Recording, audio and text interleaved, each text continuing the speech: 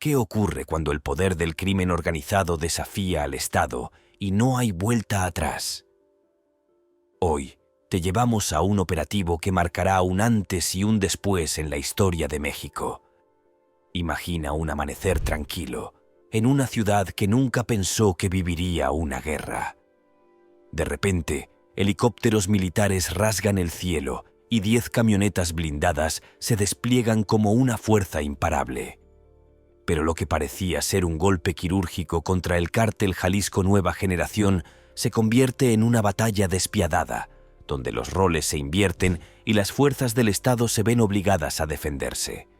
Este no es solo otro relato de enfrentamientos, es la historia de un cártel que no solo lucha por el control de territorios, sino que juega al límite con la vida de millones de personas.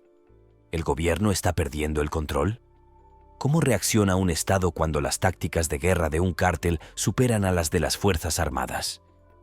Quédate con nosotros hasta el final para descubrir cómo esta operación desbordó las expectativas y dejó al país al borde de un abismo. No es solo un conflicto, es la guerra que aún podría cambiar el destino de México.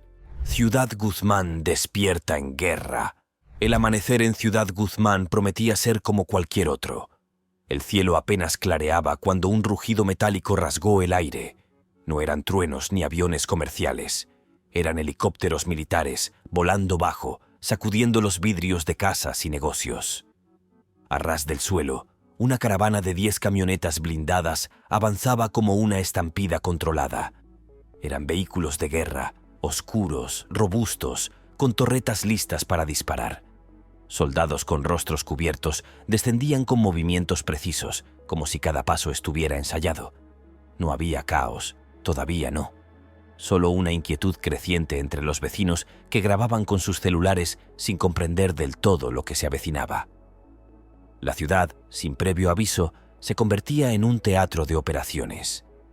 El objetivo era uno solo: capturar a un líder del cártel Jalisco Nueva Generación, cuyo escondite había sido detectado por inteligencia federal. El silencio habitual de las calles fue reemplazado por órdenes gritadas, motores rugientes y el zumbido constante de los rotores girando sobre los techos. Ciudad Guzmán, hasta ese instante tranquila, despertaba de golpe en medio de un operativo militar de alto riesgo. Aún nadie imaginaba que ese día sería recordado como el momento en que la guerra llegó, sin pedir permiso. El operativo quirúrgico. El inicio de la ofensiva. Todo comenzó con una orden transmitida en frecuencias seguras: iniciar el despliegue. Era el resultado de semanas de vigilancia, escuchas y movimientos encubiertos. El blanco estaba ubicado y el momento no podía esperar. 10 camionetas blindadas, reforzadas para soportar emboscadas y fuego pesado, partieron en formación desde un punto fuera del perímetro urbano. En su interior, unidades de élite, con entrenamiento específico para combate urbano, iban con la mirada fija, el dedo cerca del gatillo y la mente en modo automático. Desde el aire, 2 helicópteros artillados abrían la cobertura, girando lentamente sobre la ciudad como aves de presa. Cada paso estaba ensayado, cada calle memorizada. La idea no era provocar un enfrentamiento abierto, sino ejecutar una maniobra quirúrgica, rápida, precisa. Ingresar, neutralizar, extraer. Pero había un factor imposible de controlar: el enemigo. A medida que se acercaban al objetivo, el ritmo se aceleró. Radios encendidas, órdenes directas. Nadie hablaba sin necesidad. La tensión era tangible incluso entre los más experimentados. Todo apuntaba a un éxito limpio, a una operación sin manchas. Pero en escenarios como este, basta un solo segundo para que la historia dé un giro imprevisto. Y ese segundo estaba a punto de llegar. La reacción inesperada del CJNG. Nadie lo dijo en voz alta, pero todos lo pensaron. Algo no encajaba. La calle estaba demasiado vacía, demasiado silenciosa. Los soldados descendieron de las camionetas y se aproximaron al punto señalado. Fue entonces cuando todo cambió. Desde los techos, ventanas y azoteas comenzaron a surgir figuras armadas. El primer disparo rompió el aire como un latigazo. Le siguieron ráfagas ensordecedoras de rifles AK-47 y el impacto profundo de un Barrett .50. La operación, había sido detectada. El enemigo no solo estaba preparado, sino perfectamente coordinado. Los efectivos se replegaron a cobertura, sorprendidos por la magnitud del fuego cruzado. Nadie esperaba una respuesta tan inmediata, tan feroz. La situación cambió en segundos, de un operativo quirúrgico a una emboscada abierta. Los sicarios del cártel Jalisco Nueva Generación no improvisaban. Sus posiciones eran estratégicas, sus líneas de tiro precisas. Los radios militares comenzaron a saturarse de llamadas urgentes. Se pedía apoyo aéreo, cobertura de francotiradores, evacuación de heridos. La sorpresa había sido invertida. Lo que debía ser un golpe letal contra el crimen organizado se estaba convirtiendo en un infierno urbano. El CJING acababa de dejar claro que no estaban dispuestos a ceder ni un solo centímetro sin una guerra. Batalla urbana, fuego cruzado y caos total. El sonido de los helicópteros resonaba como un tambor de guerra sobre los techos, mientras en tierra el caos se desataba sin tregua. Las balas cruzaban el aire como si la ciudad hubiera sido tragada por una tormenta de plomo. Las calles, hasta hacía poco transitadas por niños en bicicleta y vendedores ambulantes, se convirtieron en corredores de muerte. Las unidades tácticas intentaban avanzar, pero cada metro era una batalla. Desde puertas entreabiertas salían ráfagas. Desde alcantarillas, granadas improvisadas. El operativo dejó de ser táctico para convertirse en pura supervivencia. Cada casa podía ser una trampa. Cada ventana, una boca de fuego. El cártel Jalisco Nueva Generación había sembrado la zona como si se prepararan para una invasión. Las camionetas blindadas, aunque resistentes, comenzaron a mostrar impactos visibles. En los techos, francotiradores enemigos se posicionaban con calma quirúrgica. Los soldados respondían con escudos, humo y disparos de contención. Los helicópteros descendieron aún más, abriendo fuego en apoyo directo, marcando con precisión cada punto de resistencia. El estruendo era total. Y en medio de todo, los gritos, las órdenes, las explosiones. Ciudad Guzmán ya no era una ciudad. Por esas horas, se había convertido en un campo de batalla sin fronteras ni respiro. Resistencia organizada del CJNG. No era una defensa improvisada. Era una resistencia pensada, ensayada, casi militar. El cártel Jalisco Nueva Generación no reaccionaba con pánico, sino con táctica. Como si esperaran el ataque, comenzaron a ejecutar su propio plan. En distintos cruces, vehículos civiles fueron incendiados estratégicamente para bloquear la entrada de refuerzos. En menos de 15 minutos, 5 puntos clave de la ciudad estaban clausurados con llamas y humo negro. En los techos, francotiradores con visores térmicos cubrían las rutas de escape, mientras en los callejones se movían en pequeños grupos armados con radios, chalecos antibalas y lanzagranadas de fabricación artesanal. La coordinación era asombrosa. Se comunicaban sin gritar, sin correr, como si conocieran cada esquina mejor que los propios habitantes. Incluso utilizaron drones comerciales modificados para observar desde el aire y redirigir fuerzas a los puntos donde el ejército parecía más débil. Mientras las tropas federales intentaban reagruparse, la ciudad era, por momentos, territorio enemigo. Todo indicaba que no era la primera vez que el cártel se preparaba para algo así. Esta no era una pandilla defendiéndose. Era una organización que sabía cómo contener, frenar y contraatacar con disciplina. La balanza, que al inicio parecía inclinada a favor del Estado, comenzaba a tambalearse peligrosamente. El impacto en la población civil. Las balas no distinguen entre uniformes y civiles. Mientras las Fuerzas Armadas y el cártel se enfrentaban sin tregua, miles de habitantes quedaban atrapados en medio de la tormenta. Familias enteras se refugiaban bajo camas, dentro de baños, detrás de muebles. Los videos grabados desde ventanas temblorosas comenzaron a circular en redes sociales. Techos perforados, paredes destruidas, niños llorando, adultos en silencio absoluto intentando contener el pánico. Las escuelas cerraron sin previo aviso.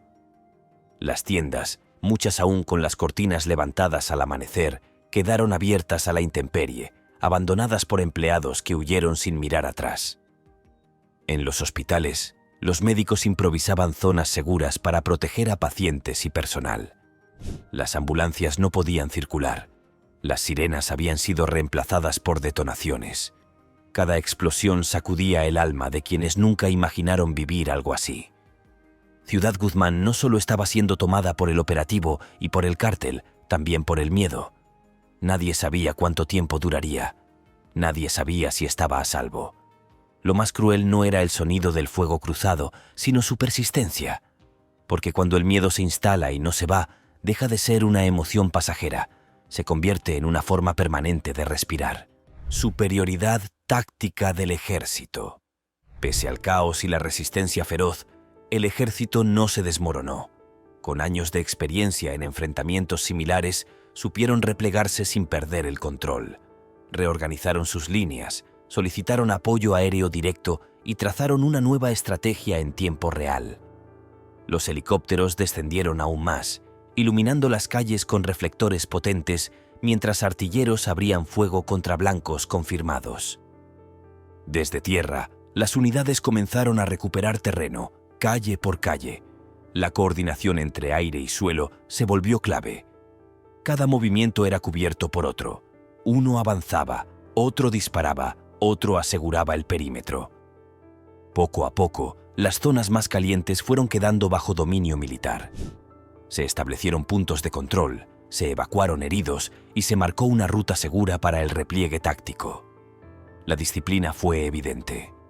A pesar de las pérdidas, a pesar de la emboscada, las fuerzas federales lograron contener la marea. Sin embargo, una pregunta flotaba en el aire. ¿De qué sirve ganar terreno si el objetivo principal no aparece? Porque mientras se recuperaban espacios estratégicos, el blanco del operativo, el líder del cártel, seguía sin ser localizado. La aparente victoria en el campo no disolvía la incertidumbre que crecía minuto a minuto. Algo importante se les estaba escapando entre los dedos. El objetivo principal escapa. El operativo había sido planeado con detalle quirúrgico, pero la pieza clave del rompecabezas logró escabullirse.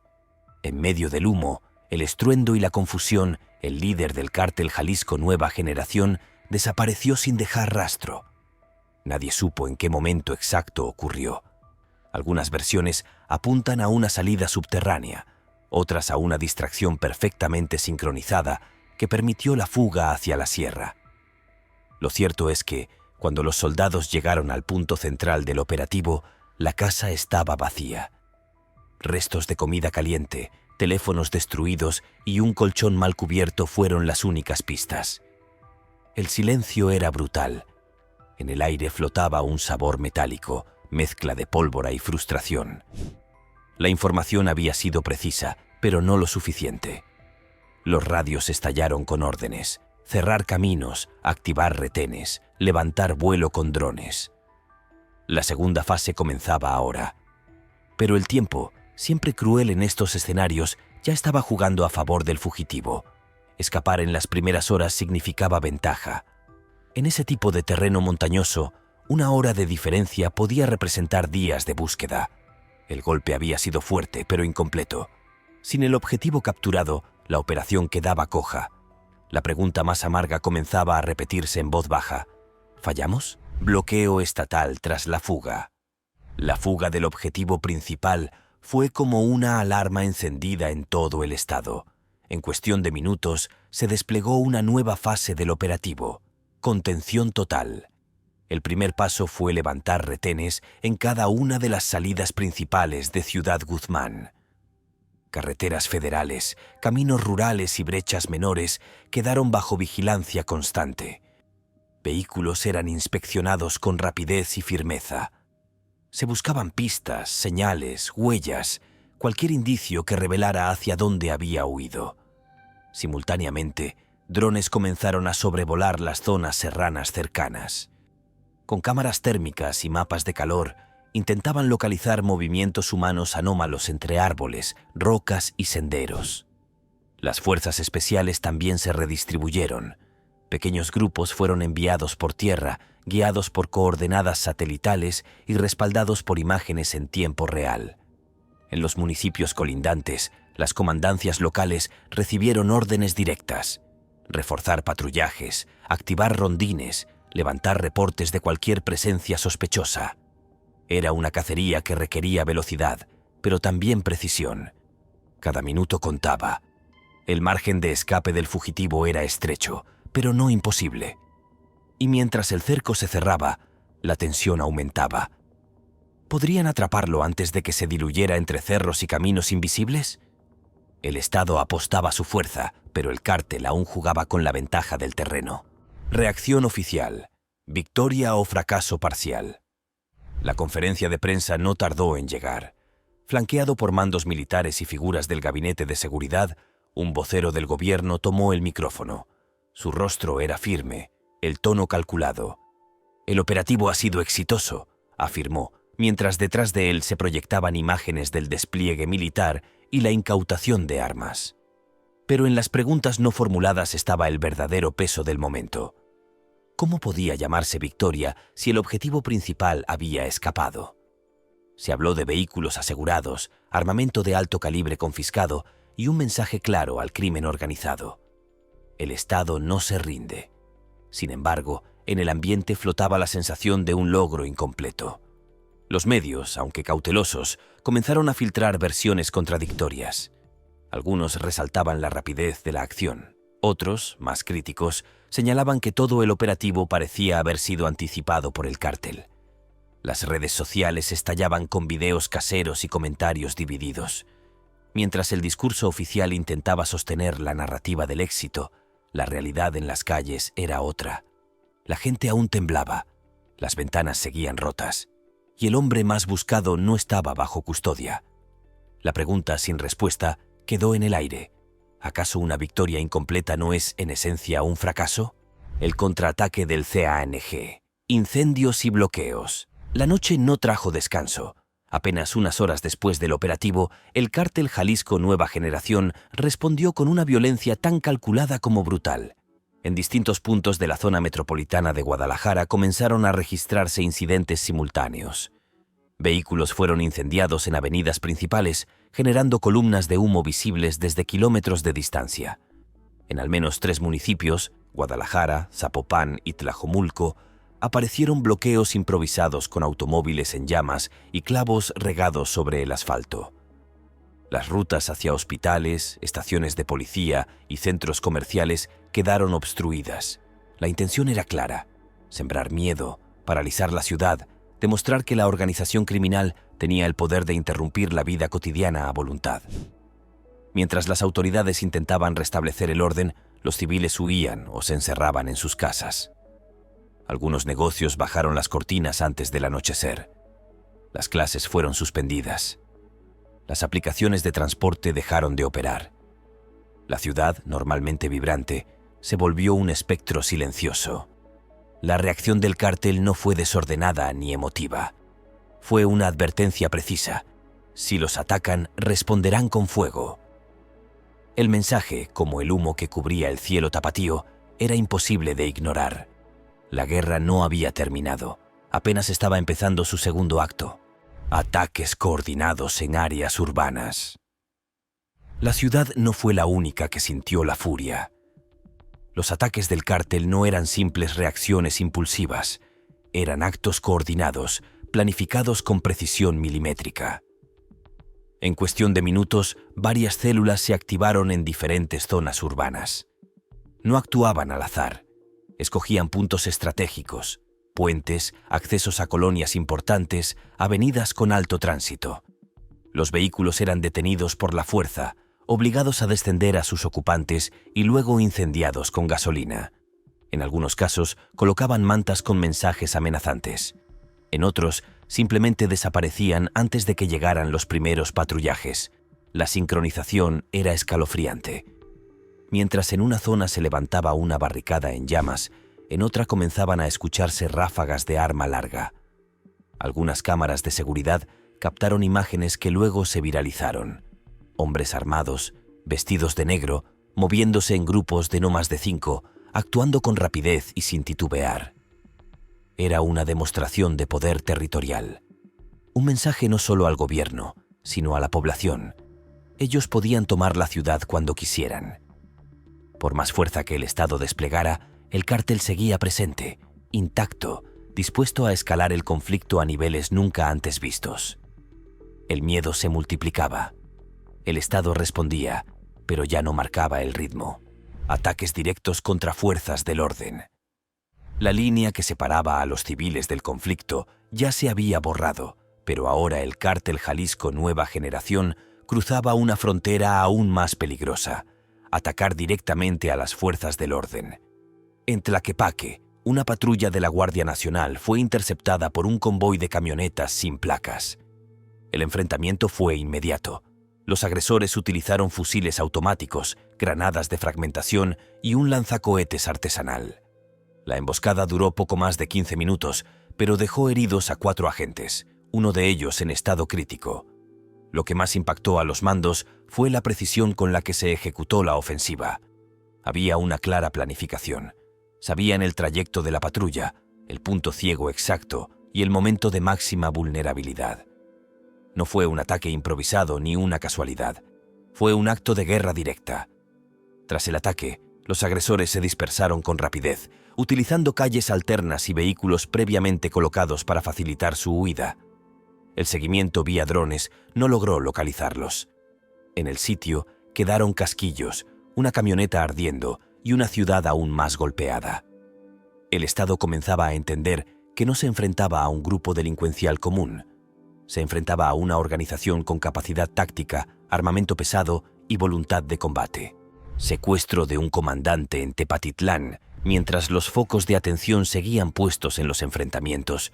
Un suceso silencioso pero estremecedor sacudió a las autoridades. En Tepatitlán, un comandante de la Policía Estatal desapareció sin dejar rastro. Había salido a bordo de su patrulla con otros 2 oficiales rumbo a una inspección rutinaria. A mitad del trayecto, dejaron de responder la radio. Minutos más tarde, la unidad fue localizada abandonada al borde de un camino rural, con las puertas abiertas, el motor encendido y los celulares en el asiento trasero. No había señales de lucha ni casquillos en el suelo.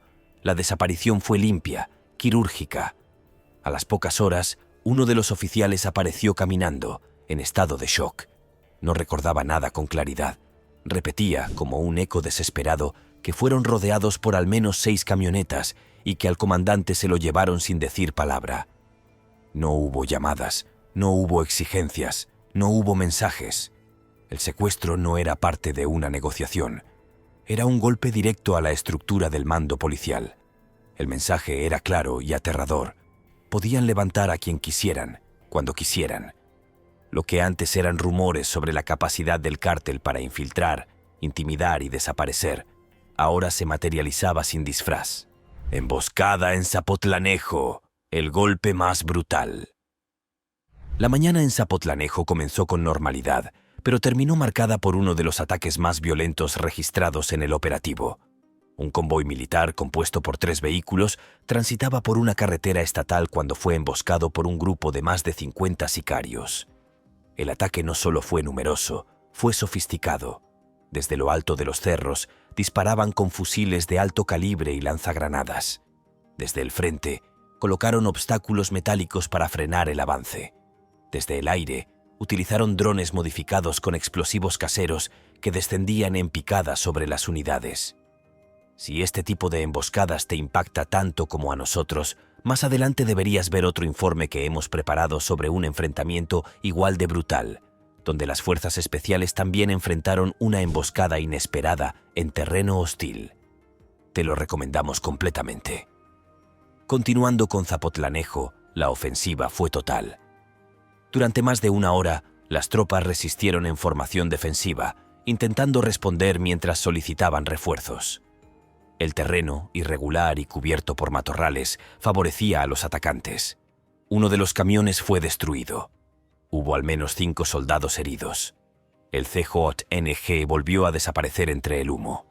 El golpe estaba dado, crudo, preciso y humillante para las fuerzas del Estado. Consecuencias del ataque. Humillación del Estado. Aunque los refuerzos llegaron con rapidez, el daño ya estaba hecho. Las imágenes del ataque en Zapotlanejo circularon como pólvora en redes sociales y medios de comunicación. Los soldados heridos eran transportados en camiones improvisados, algunos con vendajes apresurados, otros apenas conscientes. El ejército logró recuperar el control del área, sí, pero no logró lo más importante: impedir el ataque, neutralizar a los agresores o capturar siquiera a uno. El Cártel Jalisco Nueva Generación había ejecutado una operación de precisión, dejando al Estado en desventaja táctica y emocional. La sensación de vulnerabilidad se apoderó incluso de los mandos superiores. Si en plena ofensiva militar, con vigilancia aérea y drones operando, un convoy podía ser atacado durante más de una hora sin consecuencias para los agresores, ¿qué podía esperarse en condiciones normales? Las críticas comenzaron a llegar desde dentro. Algunos soldados murmuraban sobre fallas de inteligencia, otros sobre filtraciones. Pero todos coincidían en algo: habían sido superados. No por falta de valentía, sino por un enemigo que pensaba, planeaba y ejecutaba con una frialdad militar. Esa emboscada no solo hirió a los cuerpos de los soldados, también perforó la moral de las Fuerzas Armadas. El Estado, por un momento, pareció indefenso. El mensaje del CJNG: fuerza, venganza y control. Tras el ataque en Zapotlanejo, no quedaron dudas. El Cártel Jalisco Nueva Generación no solo había resistido la ofensiva del Estado, había contraatacado con fuerza quirúrgica. Su mensaje fue entregado sin necesidad de palabras. Cada vehículo incendiado, cada emboscada, cada agente herido o desaparecido era una forma de comunicación. Decían con acciones lo que ningún comunicado podía expresar. Aún tenían el control, aún podían responder, aún estaban en guerra. Los especialistas en seguridad comenzaron a analizar la respuesta del cártel no como una reacción desesperada, sino como una operación de guerra psicológica. Demostraban presencia en varios frentes al mismo tiempo, ejecutaban ataques con alta coordinación y desaparecían con la misma rapidez con la que llegaban. La población lo entendía con claridad. Los rumores crecían. Algunos afirmaban que el CJNG ya sabía de antemano todos los pasos del operativo. Otros que tenían infiltrados incluso en mandos altos. Sea como fuera, lo cierto era que no actuaban como una organización en retirada.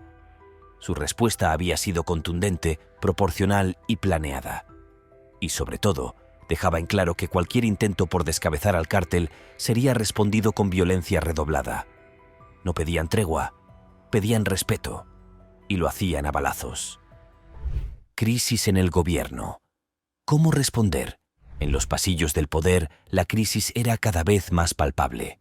Los ataques del Cártel Jalisco Nueva Generación, lejos de disminuir, se multiplicaban. Los miembros del Gabinete de Seguridad se reunían constantemente debatiendo cuál debía ser el siguiente paso. Mientras algunos abogaban por redoblar la ofensiva, otros sugerían una respuesta más cautelosa, incluso diplomática, que incluyera la colaboración internacional. El temor creciente era claro. ¿Se podía seguir combatiendo de la misma manera o era necesario reestructurar las estrategias? Las fuerzas federales, aunque decididas, parecían estar dando un paso atrás con cada movimiento. La pregunta que pesaba sobre todos era si, a largo plazo, el gobierno tenía el control real del territorio. En las calles, los ciudadanos temían por sus vidas, pero los de más alto rango sentían la presión del fracaso. Los números no mentían. La violencia seguía en aumento. En este escenario, el gobierno mexicano se encontraba dividido entre la dureza de algunos, que pedían más soldados y poder aéreo, y aquellos que sugerían cambiar el enfoque, golpear las finanzas del cártel, cerrar las rutas de transporte y atacar su red de lavado de dinero. ¿Pero sería suficiente? El dilema seguía sin respuesta. 4 estrategias sobre la mesa. Las opciones eran claras, pero ninguna de ellas era sencilla. En las oficinas de los altos mandos, la tensión se acumulaba. Se discutían 4 estrategias principales para contrarrestar el poder creciente del Cártel Jalisco Nueva Generación. La primera, reforzar el poder aéreo. Se proponía aumentar los vuelos de vigilancia y utilizar más ataques aéreos para destruir las posiciones estratégicas del cártel. Pero muchos temían que, si se usaba en exceso, esta estrategia pudiera generar más víctimas civiles. La segunda opción, más directa, consistía en redadas masivas en áreas específicas bajo control del cártel. Esta solución implicaba arrasar con casas, vehículos y redes de transporte, pero corría el riesgo de provocar una confrontación prolongada que solo profundizaría el conflicto. La tercera opción era atacar el corazón financiero del cártel, congelar cuentas, detener a los lavadores de dinero y bloquear el flujo de efectivo. Sin embargo, esta propuesta tenía sus propios obstáculos, ya que muchos de los implicados operaban en sistemas internacionales complejos y oscuros. La última estrategia: cerrar las rutas de tráfico de drogas, esencialmente creando un cerco que impidiera el paso de cargamentos, pero esto también podía generar respuestas violentas que afectarían aún más a la población. Ninguna de estas opciones parecía garantizar una solución inmediata, pero todas implicaban un sacrificio. ¿El gobierno tiene el control? Mientras las estrategias se debatían sin consenso, una pregunta crucial rondaba los pasillos de poder. ¿Realmente el gobierno tiene el control de la situación?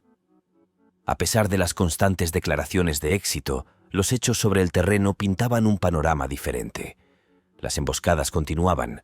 Los cárteles no solo seguían operando con total libertad, sino que incluso parecían anticiparse a cada movimiento estatal.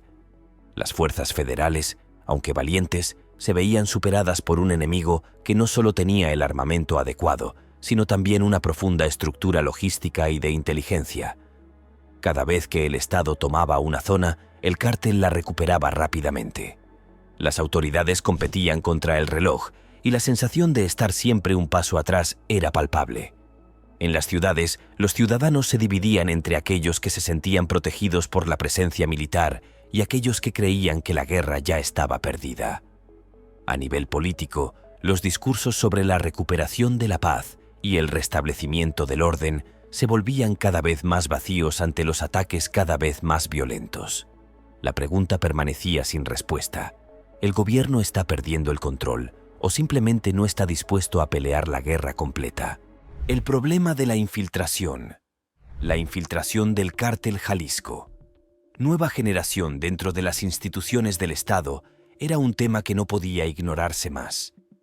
En las fuerzas de seguridad, en los cuerpos policiales, incluso dentro del gobierno, el cártel había logrado sembrar sus raíces profundamente.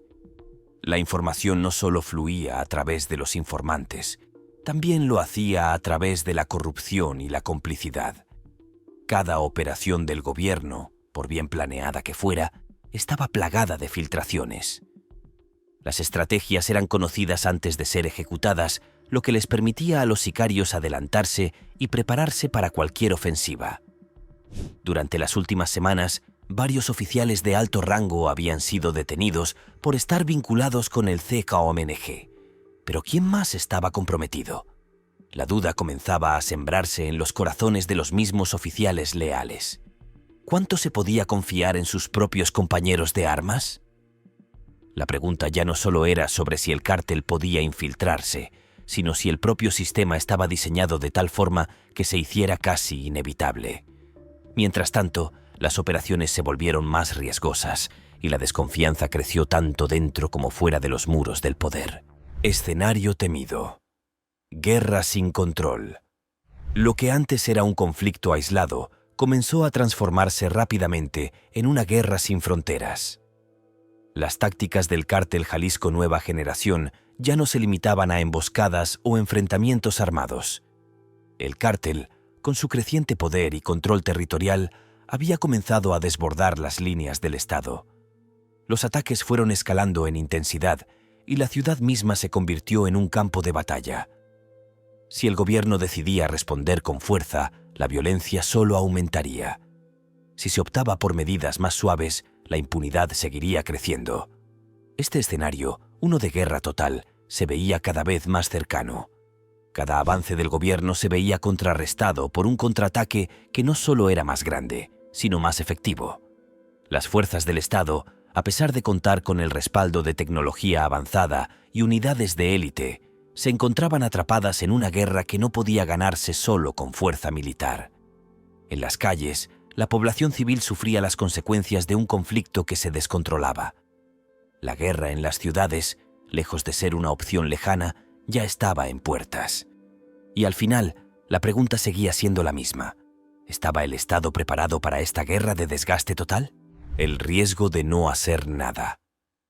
La inacción se convirtió en uno de los mayores peligros que enfrentaba el gobierno. No tomar decisiones firmes significaba permitir que el cártel Jalisco Nueva Generación siguiera creciendo, extendiendo su dominio y consolidando su poder. Si el Estado no actuaba con determinación, la expansión del cártel no solo se limitaría a los territorios ya controlados, sino que con el tiempo podría abarcar todo el país. La idea de que la violencia desapareciera por sí sola era una ilusión peligrosa. Cada día que pasaba sin una estrategia clara representaba una victoria para el enemigo. Además, el reclutamiento de nuevos miembros para el cártel no se detenía. Cada joven que caía bajo su influencia se convertía en una pieza más en su engranaje. No hacer nada significaba también consolidación de poder y, eventualmente, el control absoluto de ciertas regiones. La respuesta del gobierno no podía ser un simple retroceso. La lucha contra el narcotráfico no era solo un enfrentamiento armado, sino una batalla por el futuro del país. ¿Sería capaz el Estado de actuar a tiempo para evitar que el cártel se convirtiera en una fuerza aún más imparable? Solo el tiempo lo diría. Lecciones de guerras pasadas contra el narco. La historia estaba llena de advertencias. Cada intento anterior por debilitar a un cártel importante, desde los días de Ovidio Guzmán hasta la caída de Arturo Beltrán Leiva, había dejado lecciones amargas. En 2009, la muerte de Beltrán Leiva había desatado una ola de violencia que nunca terminó de disiparse. En 2019, el fallido intento de capturar a Ovidio Guzmán en Culiacán había terminado con la liberación del líder del cártel de los Chapitos y con una ciudad bajo control de los sicarios durante horas. Estas no eran historias aisladas, sino patrones que se repetían. El exceso de violencia solo generaba más violencia. Los cárteles, lejos de desmoronarse, se adaptaban, se reagrupaban, multiplicaban sus fuerzas. Los combates no solo se libraban con balas, sino con inteligencia, corrupción y poder social. La guerra contra el narcotráfico, tal como se había librado hasta ahora, estaba condenada a ser una lucha interminable sin fin real. Estas lecciones del pasado eran dolorosamente claras. Cada victoria parcial solo sembraba las semillas de un conflicto aún mayor. ¿Sería posible evitar el mismo destino con el cártel Jalisco Nueva Generación?